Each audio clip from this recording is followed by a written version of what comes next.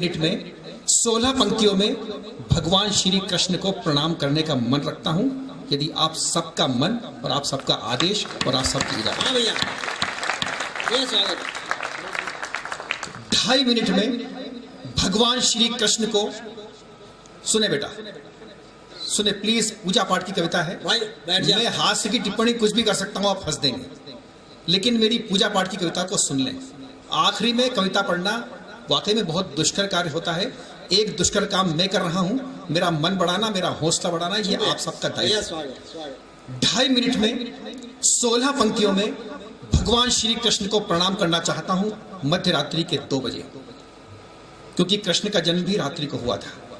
इस कविता की भूमिका कुल इतनी सी है कि जैसे इस माइक का गुणधर्म है हमारी आवाज आप तक पहुंचाना, पानी का गुणधर्म है प्यास बुझाना, आग का गुणधर्म है जलना और जलाना। यदि अच्छे कार्यों की हमारी आदत हो जाए तो काम वही करते हैं जो हमारी आदत में शामिल होता है, फिर चाहे हम किसी भी अवचेतन अवस्था में हो। दोस्तों, इन 16 पंक्तियों में 16वीं पंक्ति कविता है, 15 पंक्ति केवल ताना बाना है। लेकिन आपके दिल में जो भी आपके आराध्य राम कृष्ण मोहम्मद गौतम गांधी जो भी विराजते हो, उनके चरणों में यदि कविता के पुष्प रखने में कामयाब रहूं, हर उस पंक्ति पर यहाँ उपस्थित एक एक कविता प्रेमी श्रोताओं का प्यार दुलार चाहता हूं, मंच का ध्यान चाहता हूं। भैया स्वागत स्वागत। कुछ लोग कहते हैं कृष्ण माखन चोर थे, कुछ कहते हैं कृष्ण चितचोर थे। वृंदावन की गोपियां कृष्ण को रंगे हाथ चाहती थी पकड़ना, ताकि यशोदा मैया छोड़ सके अकड़ना। मैया कहती थी कि मेरा कान्हा केवल गायों को चराता है, और गोपियां कहती थी आपका कान्हा तो माखन चुराता है। तो सब गोपियों ने एक जुगत निकाली, सबने माखन मटकी के साथ आरती के समय बजने वाली एक एक घंटी लटका दी, और कमरों में तालों के बजाय केवल कुंडी अटका दी। कृष्ण पहले तो करते रहे हंसी ठट्ठा, फिर गोप ग्वालों को करके इकट्ठा, माखन चोरी के लिए एक घर में किया प्रवेश। घंटी को बंधे देखा तो घंटी को दिया आदेश, एक घंटी मैं कृष्ण तूने मुझे पहचाना। घंटी बोली प्रभो मैं आपको पहचान गई हूँ, आप 3 लोकों के स्वामी हो इतना जान गई हूँ। तब कृष्ण ने कहा देख अपने मूल स्वभाव को तजना, मैं माखन चोरी करूंगा, आज बिल्कुल मत बचना। बहुत अच्छे भैया। मुझे आपसे कविता प्रेमी लोगों से तालियों की, बहुत घनघोर तालियों की उम्मीद थी। अगली पंक्ति पर मैं आपका कविता प्रेम देखना चाहता हूँ, मंच का ध्यान चाहता हूँ। भैया स्वागत। अपने मूल स्वभाव को तजना, मैं माखन चोरी करूंगा, आज बिल्कुल मत बजना। घंटी बोली प्रभो छोटा सा मेरा अस्तित्व बड़ी बिसात नहीं है, और 3 लोकों के स्वामी की आज्ञा की अवहेलना करूं, इतनी मेरी औकात नहीं है। बहुत अच्छे भैया। और दोस्तों, मैं आपसे अब स्वयं प्रार्थना करता हूं तालियों को रोकना, सहेजना। किसी पंक्ति पर आपका मन करेगा कि भगवान कृष्ण के अभिनंदन में ताली बजाना है, उनका अभिषेक करना है, अभिनंदन करना है, उन सारी तालियों को इकट्ठा करना। हम आखिर में जितने लोग बचे हैं भगवान कृष्ण का, भगवान राम का और अपने आराध्यों का अभिनंदन करेंगे। कृष्ण मन सुखा के कंधे पर चढ़े, घंटी नहीं बजी। कृष्ण के हाथ माखन मटकी की ओर बढ़े, घंटी नहीं बजी। कृष्ण ने मटकी को हिलाया, घंटी नहीं बजी। कृष्ण ने माखन गोप ग्वालों को खिलाया, घंटी नहीं बजी। कृष्ण ने दूसरी मटकी पर हाथ डाला, घंटी नहीं बजी। कृष्ण ने मटकी में से माखन निकाला, घंटी नहीं बजी। और कृष्ण ने माखन जैसे ही अपने मुंह में डाला, घंटी बजने लगी। दोस्तों, यहां समाप्त होती है 15 पंक्ति, और जिस एक पंक्ति की कविता है, हम पूरी रात कविता के लिए बैठे हैं। मेरे सारे मित्रों ने अपनी अच्छी अच्छी कविताएं प्रस्तुत की है। यदि उसी श्रृंखला में भी आपके बीच में कविता के बीच कविता के पुष्प रख दूं कृष्ण के चरणों में, तो ताली कैसी बनना चाहिए कृष्ण के प्रश्न पर और घंटी के उत्तर पर। जैसे राम कृष्ण के मंदिरों के शिखर कलश होते हैं, आपके सर के पर बजती हुई ताली कितनी गर्मजोशी से, कितनी निष्ठा से और कितनी अवधि तक बचती है, ये आपके कविता और भगवान के प्रेम के प्रति का परिचायक होगा। कृष्ण का प्रश्न, घंटी का उत्तर, और एक एक श्रोताओं का तालियों से मंदिर के शिखर कलश का निर्माण। कृष्ण है नाराज, कृष्ण है नाराज, घंटी तेरे कारण ही रंगे हाथों पकड़ा जाऊंगा आज। तब घंटी ने उत्तर दिया प्रभो, तब घंटी ने उत्तर दिया प्रभो, सालों साल का मेरा शाश्वत स्वभाव कभी सो नहीं सकता प्रभो, सालों साल का मेरा शाश्वत स्वभाव कभी सो नहीं सकता। अरे 3 लोकों का स्वामी स्वयं भोग ग्रहण करे और मैं बजू नहीं ऐसा।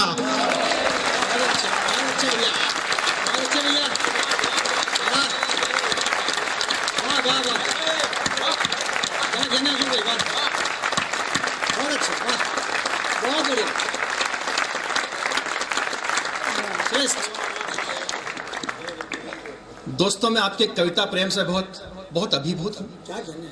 और मुझे कल भी 8:30 बजे से एक लॉयंस क्लब के प्रोग्राम में बैठना है, शाम की फ्लाइट से बॉम्बे जाना है। मैं लगातार 3 दिन तक जागने का मुझे आगे मुझे जागना है।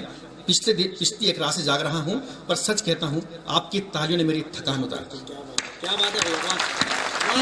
और अब आप चूंकि इतनी अच्छी कविता सुन रहे हैं, मैं कोई भी हास्य की टिप्पणी करके आपके जो कविता का मयार बना है उसको मैं तनिक भी हल्का नहीं करना चाहता हूं। मेरी एक प्रतिनिधि कविता और सुने, जो कविता आपने 2 मई 2000 को सब टीवी के अभावा कार्यक्रम से सुनी, वो कविता जिस पर मेरे सदगुरु सुधांशु जी महाराज का मुझे विशेष कृपा और आशीष प्राप्त है, वो कविता जिसको क्रांतिकारी संत तरुण सागर जी अपने प्रवचनों में प्रथम अंश के रूप में पढ़ते हैं, तो मुझ जैसे छोटे से कवि को लगता है कि मेरा कविता लिखना सार्थक हो गया है।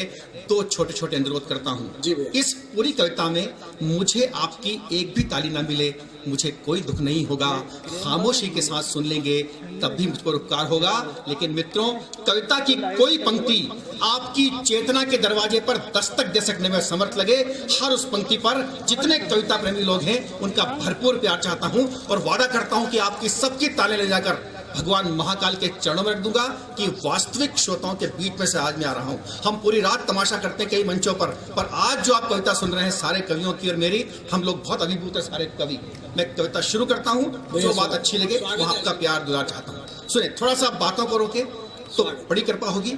कविता हंसी मजाक का विषय हो सकती है, लेकिन कविता हंसी मजाक का अंतिम उद्देश्य नहीं है दोस्तों। निश्चित तौर पर कविता में 3 अक्षर होते हैं, का, वी और ता। मंच के कई बोलते हैं कल्पना और विचारों का तालमेल, पर मेरे अपने शब्दों में दिनेश दिग्गज जी बोलता हूँ, का यानी कल्पनाओं के कलश में भावों का गंगा जल, वी यानी विद्रुपताओं के विरुद्ध विचारों की अग्निशिखा, और ता यानी ताना बाना अक्षरों के कपास का, भाव की मिठास का, प्रकृति के रंग का, जीवन जीने के ढंग का, आमोद प्रमोद का, गीतों का व्यंग विनोद का, शुभ्र बाल पर शोभित बिंदिया का, और मैं यशोदा की गोद में भगवान श्री कृष्ण की नीलिया का। एक बार ताली बजाकर मुझे आदेश दे, मैं अपनी प्रतिनिधि कविता पढ़ता हूं। स्वागत है भैया। एक शाश्वत कथा जिसे साहस कहें, संयम कहें या व्यथा, एक तालाब किनारे की इमारत में लगी आग, मच गई अफरा तफरी और भागम भाग। कुछ लोगों ने आग पर पानी डाला, कुछ लोगों ने आग में घिरे लोगों को बाहर निकाला।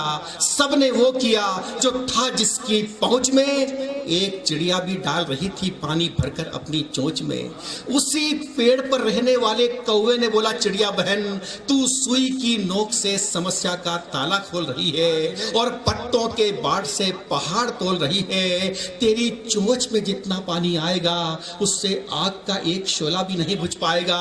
तब चिड़िया ने दिया जवाब, एकदम लाजवाब, मेरे भाई मैं तेरी बात मानती हूँ, चोंच में भरे पानी की क्षमता भी पहचानती हूँ, लेकिन इतना जानती हूँ जिस दिन इस घटना का इतिहास लिखा जाएगा, मेरा नाम आग लगाने वालों में नहीं, आग बुझाने वालों में लिखा जाएगा। बहुत अच्छे भैया, वाह वाह, क्या बात है सर, वाह, धन्यवाद। जिस दिन इस घटना का इतिहास लिखा जाएगा, मेरा नाम आग लगाने वालों में नहीं, आग बुझाने वालों में लिखा जाएगा। चिड़िया के ख्यालात थे कितने अच्छे। चिड़िया उड़ी और पहुंची उस पेड़ पर जहां थे उसके छोटे छोटे बच्चे। यहाँ का माहौल और भी गमगीन था, दिल को हिला देने वाला सीन था। मुसीबत के सन्नाटे घिर गए थे और तेज हवा से उसके बच्चे तालाब में गिर गए थे। क्या बात है, वाह। दूर हो गए बच्चे बचाने की पहुंच से। चिड़िया फिर उलीसने लगी तालाब अपनी नन्ही सी चोंच से। अब तालाब बोला, अब तालाब बोला, नादान चिड़िया, तेरी कोशिशें व्यर्थ जाएंगी, तू छोटी सी चोंच से इतना विशाल तालाब उलीच नहीं पाएगी और तेरे मरते हुए बच्चों को बचा नहीं पाएगी। तब चिड़िया ने जवाब दिया, मेरे तालाब भ्राता, बच्चों के लिए कुछ भी कर सकती है एक माता, तू अपने विशाल होने के गुमान में अपना सिर धुन। एक सच्ची घटना सुन। वो सामने वाले घर में एक युवक रहता है जिसकी नजर कमजोर और उसे थोड़ा कम सुनाई देता है। परसों आंगन में टहल रहा था बेचारा, किसी दिल जले पड़ोसी ने फेंका आंगन में जलता हुआ अंगारा। अंगारे की तरफ किसी का ध्यान नहीं था और चहलकदमी करते युवक को इस बात का भान नहीं था। युवक धीरे धीरे पहुंचा अंगारे के पास, समय की थम गई सांस। बेटा बोला, पापा आग दूसरी तरफ भागो। पत्नी चिल्लाई, प्राणनाथ आग नींद से जागो।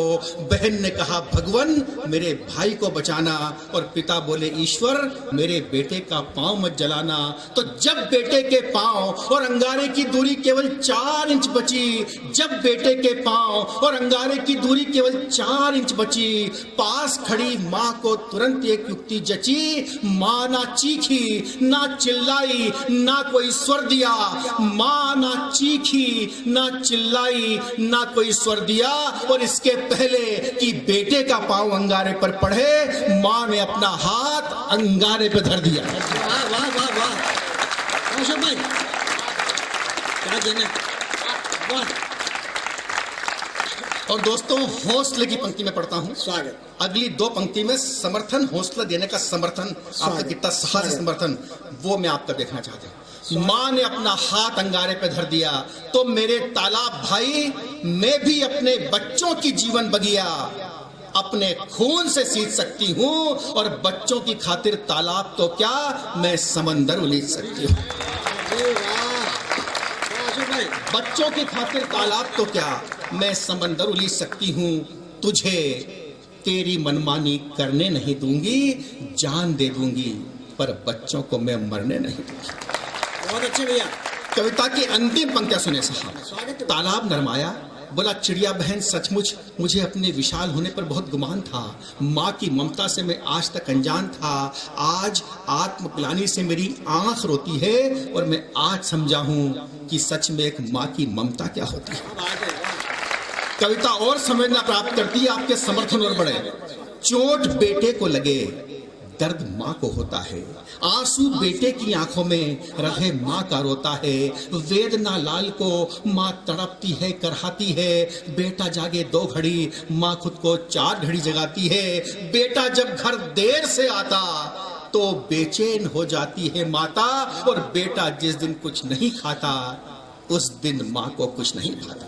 वाह वाह वाह वाह वाह। और दोस्तों, कविता की 2 प्राण पंक्ति में मैं आपको जन्म देने वाली जननी को प्रणाम करता हूं कविता के माध्यम से। यदि एक एक श्रोता का मन हो कि अपने अपनी जननी को प्रणाम करना है तालियों के माध्यम से, तो अपनी जननी को तालियों के माध्यम से आप कैसे प्रणाम करते हैं, ये आपका माँ के प्रति प्रेम होगा। कि एक माँ रिश्तों रूपी माला की सबसे अहम कड़ी होती है, तभी तो माँ भगवान से भी बड़ी होती है। वाह वाह वाह वाह वाह वाह भैया, क्या जने, बहुत अच्छा। तभी तो माँ भगवान से भी बड़ी होती है। तो मेरी चिड़िया बहन, मैं अनहोनी के गमलों में होनी का पौधा रोपता हूँ। ले तेरे मासूम बच्चे, तुझे वापस सौंपता हूँ। तेरा हौसला तेरे बच्चों का जीवन संवार गया है, और एक नन्ही सी चिड़िया से ये विशाल तालाब हार गया है, हार गया है, हार। बहुत धन्यवाद दोस्तों, बहुत शुक्रिया। मकाम पर है, कहीं मत जाइए।